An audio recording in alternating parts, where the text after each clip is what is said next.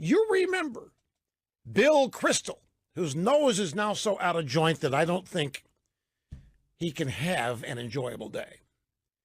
Bill Kristol today has got to be angrier than he's ever been. You don't want to know why?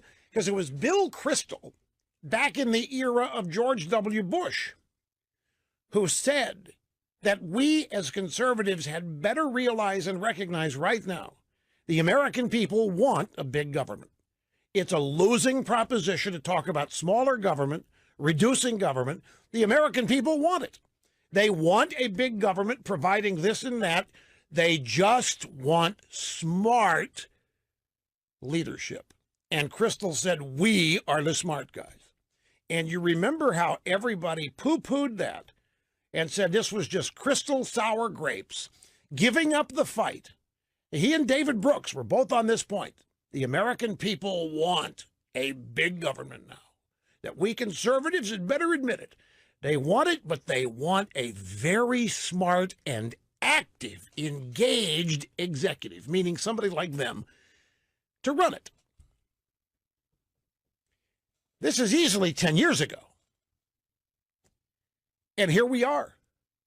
We're right where Bill Kristol said we were 10 years ago. His budget is exactly that. Now, you have the Freedom Caucus. Mark Meadows and his gang, they're not happy about it. And that's good. Don't misunderstand. I'm not criticizing anybody here.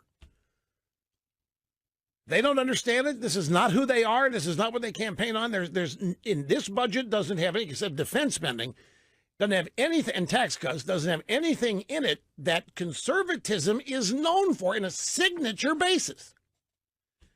A House staffer is reported to have told Politico, our party sucks after this budget deal was done. Our party sucks. Our party doesn't stand for anything anymore. Our party is cleaning up.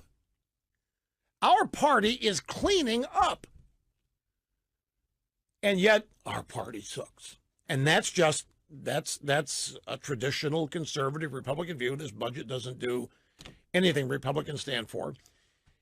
Remember the Matt Gaetz soundbite that I just played? He said, boy, I hope the tax cut starts generating revenue that nobody is planning on, because it's the only way this budget deal is going to be mitigated somewhat, is if tax revenue skyrockets because the tax cuts create more taxpayers, therefore the deficit not going to be nearly as big. That's what he said he hopes for. And that will happen.